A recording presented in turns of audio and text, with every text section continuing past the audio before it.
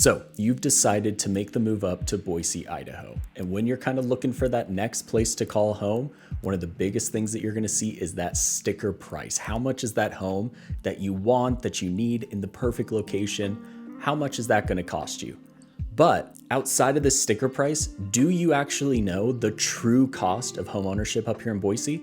Stay tuned. What's up, guys? I'm Chase Dolan, your Boise realtor, and in this video today, we are going to go through a lot of the hidden costs that come with owning a home up here in our area of Boise, Idaho. The overall purchase price for what you are paying for your home is obviously a huge deal. But when we start looking at it on a month-to-month or even yearly basis on what your big expenditures are going to be, there are going to be a lot of things that come with owning a home that could sneak up on you and really start to add up if you're not careful. And we are going to waste no time today, so hopping into that first cost, there's going to be a lot of maintenance and repairs that you have to do on an ongoing basis, but also that you want to plan for so that you're not caught off guard and stuck with a couple massive bills in 1 year. Some of the bigger items that I'm sure you're thinking about are going to be your roof, which on average, depending on what kind of shingle you use, is going to last you anywhere from 15 to around 30 years. You're going to have your actual furnace, which nowadays they're lasting anywhere from 20 to 30 years on average. You're going to have your actual AC condenser unit that's on the side of your house. Those are going to last somewhere closer to like 12 to 15 years. And finally, and again, it's all going to be HVAC. Your HVAC system is the heart of your home. Those water heaters are going to last anywhere from 8 to 12 years for kind of the tanked models. Things like your roof and your HVAC system are going to be those big ticket items when they happen, but they happen a lot less frequently.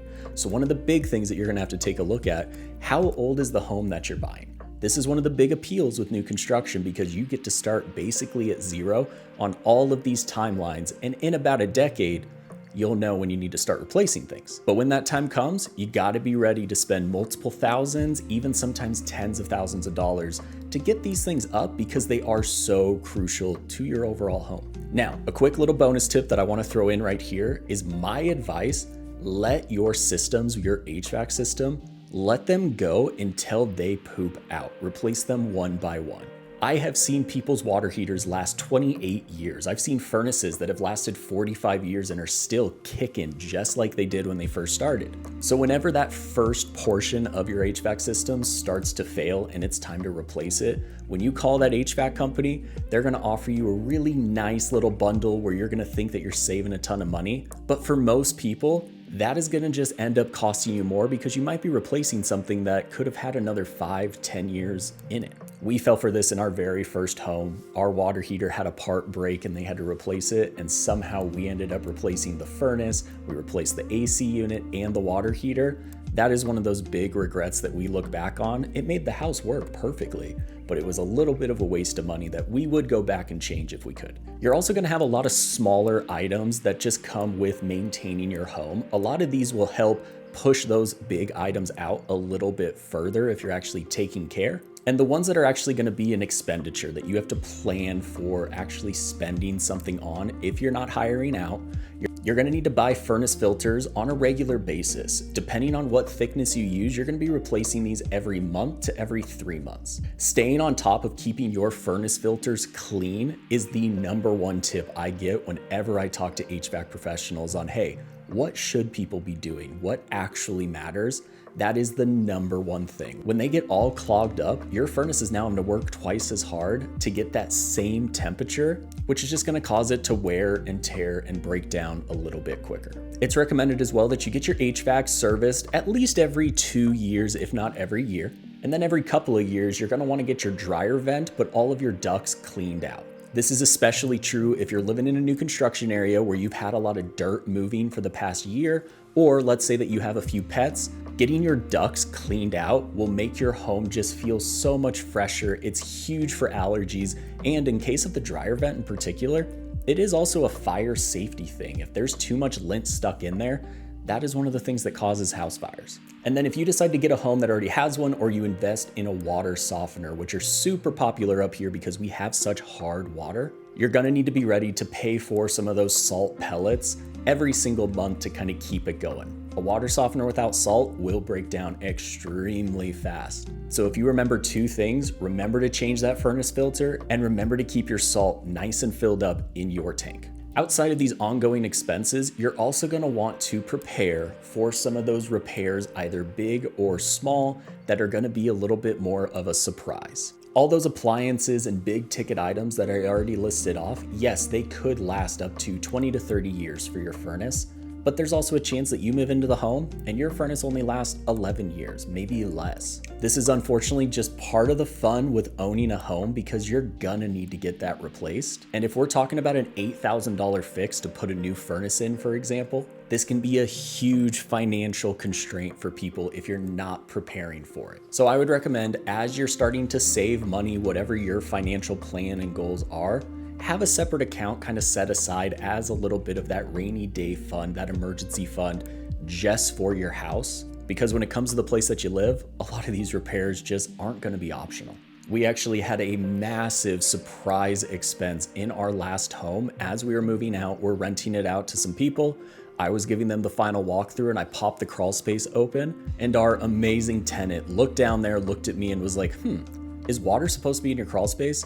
No. The answer is almost always no to that question. So after owning a home for 2 years, it was a brand new home. We ended up having to spend around $8,000 to get sump pumps installed all throughout the crawl space to make sure that that was draining the correct way. This kind of surprise sucks regardless, but if we hadn't planned ahead, that would have hurt a heck of a lot more. Real quick, just giving you a reminder that I am a licensed agent up here in the Boise, Idaho area. So if you have any questions at all about what it actually costs to live up here, all of my information is down below. Shoot me an email and I would be happy to send you some affordability calculators. That way you really know what to expect for you and your family. Let's hop back in. The second cost that tends to sneak up on people is gonna be your property taxes. So when we're talking about your mortgage payment, if you're not paying cash for a home, you're gonna hear the acronym PITI all the time. When you're looking at your monthly payment, that PITI is gonna stand for principal, which is what you still owe on the loan. It's gonna stand for the interest, that the bank or the loan servicer is charging you for that loan. Your taxes, which are the property taxes that we're gonna talk about, and then your homeowner's insurance, which will be coming next. The reason that this is typically included in your mortgage payment is because odds are you are gonna be having something called an escrow account, which is something that your loan servicer kind of keeps off to the side for when these once or twice a year expenses come up. And when we're talking about property taxes, you're gonna get 2 bills every single year. I'm gonna try not to get too far into the weeds here, but our taxes in Idaho are paid in what's called arrears. Basically what this means is you're gonna get 2 tax bills every single year. You're gonna get one in December and you're gonna get one in June. That bill in December is gonna be for the first half, January through June of that year. And then the June bill is gonna be for the second half of the previous year, that July through December. It is okay if this sounds overly complicated. It is something that I don't know why they do it that way, but this is part of why your mortgage company has that escrow account and just collects it from you on a monthly basis. That way you don't have to worry about it and they take care of it. I do want to point out here that you are still going to get your property tax bill. But before you pay that, make sure to check with your mortgage company, because if they're going to pay it as well, you never want to pay more in taxes than you actually need to. The specific property tax rate that you should expect is going to differ a lot based off which city you kind of choose to live in our town. If you're in Boise, the average property tax rate is going to be right around 0.73%. Meridian is going to be just around 0.5%. Eagle is going to be a little lower at 0.45%. Star is going to be similar in that 0.5% range. And then Nampa is going to be a little bit higher at 0.6%. These percentages get taken and basically multiplied to that assessed value of your home. So the assessor sends somebody out, they judge what the value of your home is. That's typically a little bit less than what it is actually worth. And then if you are the one that's living in the home, you get what's called the homeowner's exemption, which takes $125,000 off of that assessed value tax-free. So a real quick calculation, let's say that your home gets assessed at $625,000. You're living in there, so you get $125,000 off of that value, which means that your taxable property value is $500,000. Times that by the property tax rate in your area, and you're gonna end up with the taxes that you owe on a yearly basis. Going back to that PITI of your mortgage payment, we're gonna talk next about the third hidden cost. We're gonna talk about home insurance. Homeowners insurance is an absolute must. If you're getting a mortgage, you're gonna be required by your mortgage company to always have insurance on your home. But even if you're paying full cash, I highly recommend recommend it because you're talking about one of the biggest purchases in your entire life. Don't let a freak accident completely ruin you. Don't get me wrong, I am not a huge fan of any insurance because it is always such a pain, but the peace of mind that you can have with your homeowner's insurance is worth every penny. And part of that is because it's just not super expensive up here. The average homeowner's insurance policy on a yearly basis here in the Treasure Valley area is going to be just around $1,380 per year, which comes out to just about $115 a month. When you compare that to the big sticker prices that people are paying for homes here in our area, that is absolutely a small thing. Do not be the person that tests it. And for comparison's sake, the national average for homeowners insurance policies is closer to $1,915, so you are going to get a little bit of a lower insurance rate out here. Up next, let's talk about the fourth cost. Let's talk about HOAs and those fees that you just have to be ready for. With all the growth and new development that we've experienced in our valley over the last 5 to 10 years, homeowners associations have just become very, very common. Most new home and master plan communities are gonna have an HOA in place and they're gonna have a full set of CC&Rs. Think of these just as the rules of your neighborhood, what you're allowed and what you're not allowed to do. For the most part, our HOAs up here are not gonna be anything that you need to be scared of. If you're coming from somewhere in California, Florida, condo complexes where everything is extremely strict, you have to follow this or you're basically shunned. Most of the communities up here are not gonna be that. The HOA is really there to protect your home value. It cracks me up how often people are just absolutely against HOAs. I do not wanna see it. We're out looking at homes in non-HOA communities just purely because, again, that's what they instructed us to do. And they're always talking about how crappy the neighborhood looks. The house down the street that is bright, bright pink. You're gonna have grass and landscaping completely overgrown. And those are some of the main things that an HOA is there to prevent. They're there to make sure that the neighborhood keeps the level of living and appeal and aesthetics that made you buy a home there in the first place. Now, if you're somebody that has some very specific needs, a huge one up here is going to be an RV. If you have to park an RV, a camper or such on your property, there are HOA communities that allow that. There's going to be some that don't. So just make sure that you pull up those CC&Rs before really committing to something. But this is something that I just say, talk to your agent about because those things that are important to you, they're non-negotiable. So you got to find a community that matches with them. But if an HOA community allows you to do everything that you want, do not be scared of it. Now, when we're talking about the actual HOA fees, this is going to depend a lot on the level of amenities that you're going to have in your neighborhood. Like I said, most new home communities are going to have an HOA in place, and this goes for the starter level, think the CBH communities all around town, and all the way up to the multi-million-dollar communities right down by the Boise River. Starting on the low end, if you're in a community where you basically drive through your neighborhood and you just for the life of you cannot figure out what your HOA dues are paying for, you don't have a park, you don't have green spaces, you don't have any amenities, you're gonna be in one of those just base level HOAs. These are only gonna cost you about $100 or $200 a year, so they are extremely cheap to live in. And they should be because they're really not giving you anything. They're there just to do those things that I said and make sure that the community doesn't completely go off the rails. Next level up, let's talk about those communities where you have a park or a playground. Maybe you have a big kind of green space, but still not extensive amenities, just really one area that they need to take care of.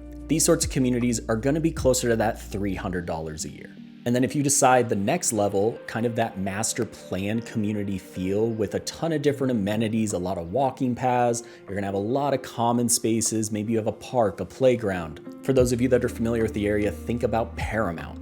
This is where you're gonna be in more that $500 to $700 a year range. And then when we go up one more level, you start to have a ton of different walking paths. You have a ton of different parks and playgrounds all throughout your neighborhood. Maybe you have a community pool or two. You have some pickleball courts. You might have a tennis court. Once you start getting into a neighborhood like this, where you actually have a good amount of amenities that are available for you as the neighbors, you're gonna need to be ready to pay closer to that $1,000 to $1,200 a year.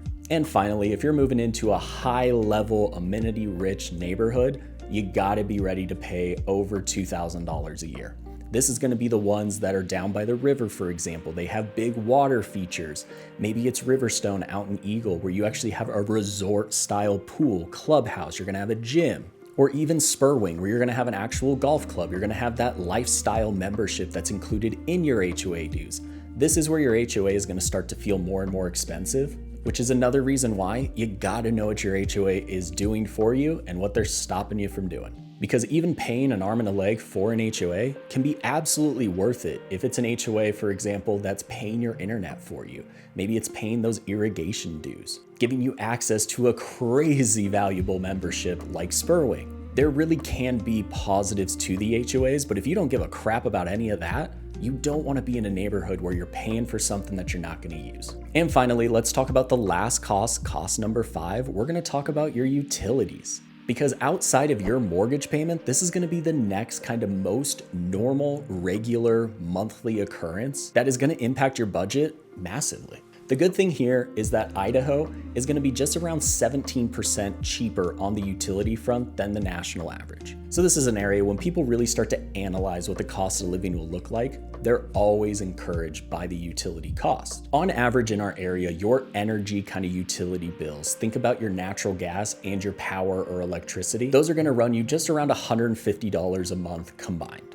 The reason that I always combine these when I'm thinking about the budget is in the summer months when you're blasting your AC, your power is going to be much higher, your gas is going to be pretty low. In the winter, that flips as your furnace is kicking on, your gas is going to be much higher and your power is going to start to drop. Another bill that you got to be ready for, especially up here in the Treasure Valley area where most of our homes have access to pressurized irrigation, is that irrigation bill that comes once a year. This is something that a lot of HOAs do pay for, but if you have to pay it, we've always had to separately from our HOA. You're going to be looking, depending on where you're at in town, which canal district, how big your lot is, whatever calculation it is, you're most likely going to be looking at around a $50 to $150 charge every single year, and that is just once. What pressurized irrigation is it's actually irrigation water kind of running through the canals that everybody's allowed to use until it runs out. So it'll turn on sometimes in late March and it'll start to turn off kind of in that mid to late September range as the canals start to dry up. But this is the water that you get to water your entire lawn, all your shrubs, your trees. You can use that water, which is a heck of a lot more affordable than if you have to actually use city water because it's connected up to your house. And a little hidden tip here, in your actual sprinkler box, we're getting a little bit into the details. Most of those are gonna have a little hose bib.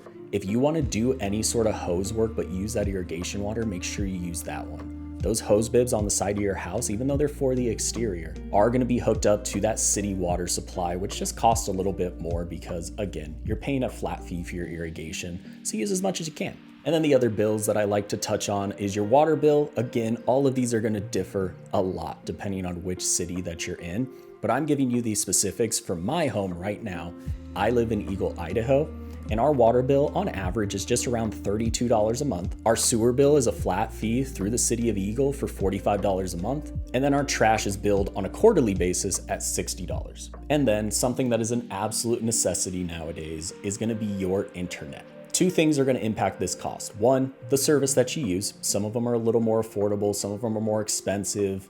Maybe you're getting fiber, maybe you're not, whatever. You get the picture.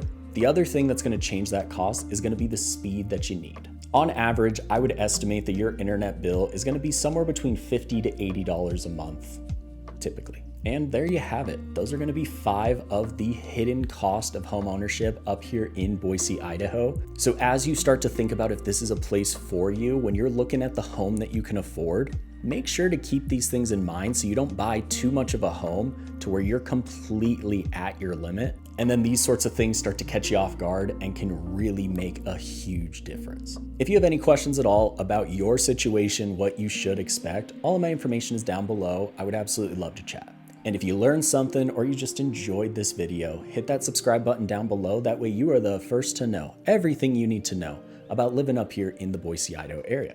But until then, watch one of these videos that's popping up and I'll see you all on the next one.